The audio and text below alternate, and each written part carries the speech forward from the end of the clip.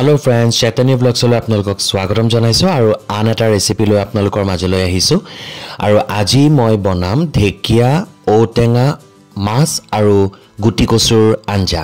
এই ৰেচিপিটো অৱশ্যে মোৰ নিজৰ নহয়, মোৰ মায়ে শিকাইছিলে আৰু মায়ে মোক হেল্প কৰি দিছে এটো বনাওতে। গতিকে ইয়াৰ কাৰণে লাগিব ঢেকিয়া, আপোনালোকে দেখিছে, মাছ, ঔটেঙা আৰু গুটি কচু। গতিকে এটা প্ৰথমে ঔটেঙাটো মই এনেকৈ কাটি লম আৰু এনে ধৰণে টুকুৰা টুকুৰকে উলিয়াই লম। তাৰ পিছত জোখ অনুযায়ী মই আঞ্জাত দিম আৰু ঢেকিয়াটো কাটিবৰ কাৰণে একচুয়ালি ঢেকিয়া ভাজিবলৈ হলে আমাক গোটেই ঢেকিয়াডাল আমি গুৰিলৈকে অলপ অলপকে চিঙি থাকো যলৈকে সুচ এৰাই যায়। কিন্তু এতিয়া যেহেতু আমি আঞ্জাটো বনাম তো আঞ্জাটোৰ কাৰণে আমাক ঢেকিয়াৰ হে আগখিনি লাগে আৰু এই ঢেকিয়াৰ আগখিনি এনে ধৰণে মায়ে মোক এৰুৱাই দিলে। গতিকে আঞ্জাটো বনাবৰ কাৰণে মায়েও হেল্প কৰি দিছে, কাৰণ যেহেতু মাৰ ৰেচিপিটো মাক সুধি মই বনাইছো আৰু ভাবিলো আপোনালোককো দেখুৱাই দিওঁ। আৰু এটা কুকাৰত মই গুটি কচুটো সিদ্ধ দি লৈছো। গুটি কচুটো জোখ অনুযায়ী আপুনি সিজাই ল'ব। সিজাই ল'লে আঞ্জাখন সোনকালেও হয় আৰু খাবলৈও বৰ ধুনীয়া হয়।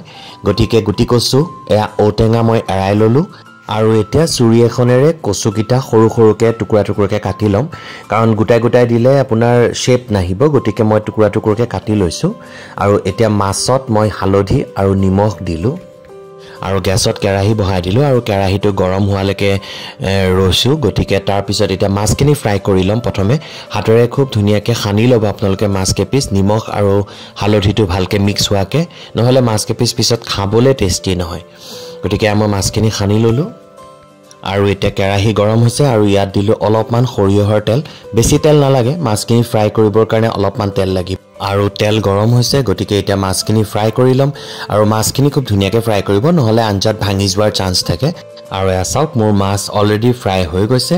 গতিকে মাছখিনি নমাই থলো। এতিয়া সেইটো তেলতে মই দুটা শুকান জলকীয়া আৰু অকণমান পাঁচফোৰণ আৰু পাঁচফোৰণ দিয়াৰ পিছত অকণমান ভাজি ল'ব। এটা খুব ধুনীয়া গোন্ধ এটা ওলাব পাঁচফোৰণ আৰু শুকান জলকীয়াৰ।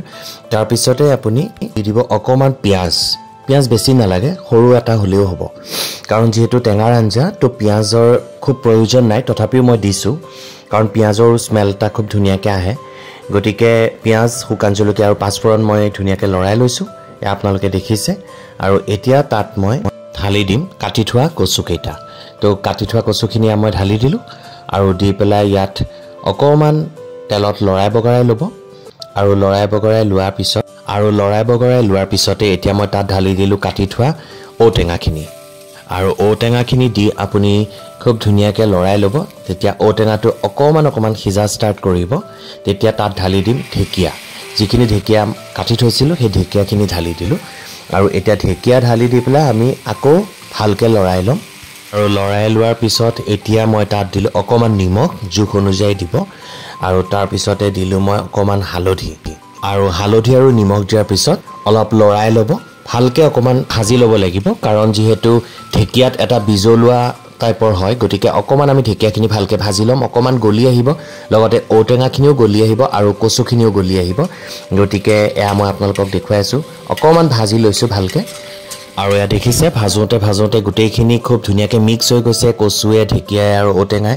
আৰু এতিয়া তাত ঢালি দিলোঁ অকণমান পানীটো আপোনালোকে জোখ অনুযায়ী দিব যে কিমানখিনি পৰিমাণৰ আঞ্জা আপোনাক লাগিব, কাৰণ উতলি পেলাই আকৌ গোটা হ'ব লাগিব অলপমান। গতিকে সেই অনুযায়ী পানীটো দিব যাতে সিজি আহে বস্তুখিনি। আৰু এতিয়া ঢাকন মাৰি দিলোঁ। ঢাকন মাৰি অকণমান উতলাৰ পিছত এয়া চাওক, খুব ধুনীয়াকৈ উতলি আহিছে। আৰু এতিয়া ইয়াত মই দি দিম ভাজি থোৱা মাছ কেইটুকুৰ, আৰু মাছ কেইটুকুৰ দিয়াৰ পিছত অকণমান সময় আৰু উতলাম, অকণমান ঢাকন মাৰি দিম, দি পেলাই অকণমান সময় আৰু উতলাম।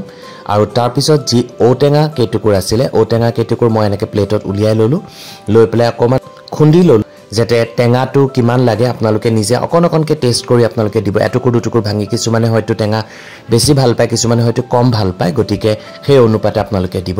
আৰু এতিয়া লৈছোঁ অকণমান ধনিয়া, আৰু আমাৰ আঞ্জাখন অলমষ্ট হওঁ। গতিকে নিমখ অকণমান কম হৈছিলে চ' দি দিলোঁ, লগত দি দিলোঁ ধনিয়া। ঢেকীয়া, গুটি কচু, ঔটেঙাৰ লগত মাছৰ আঞ্জাখন অলমষ্ট হৈ গৈছে। গতিকে এই ৰেচিপিটো চাই আপোনালোকে কেনেকুৱা পালে জনাবলৈ নাপাহৰিব। আৰু মোৰ চেনেল চৈতন্য ব্লগছটো ছাবস্ক্ৰাইব কৰিবলৈ নাপাহৰিব আৰু চাই থাকিব চৈতন্য ব্লগছটো। আজিৰ কাৰণে বাই বাই।